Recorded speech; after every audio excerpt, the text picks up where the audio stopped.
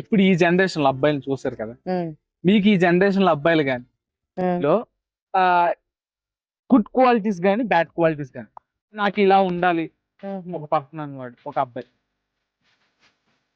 నాకు అలా ఏమనిపించదు. వాళ్ళకి ఎలా నచ్చితే అలా బాగానే ఉంటారు. కానీ అంటే నటిస్తారు కదా కొందరు. అవును, మేమా కొంతమంది కొంత నేనేమన్నా అమ్మాయిలు పెంచగానే అబ్బాయిలు కొంతమంది నటిస్తారు, కొందరు జెన్యున్ గా ఉంటారు.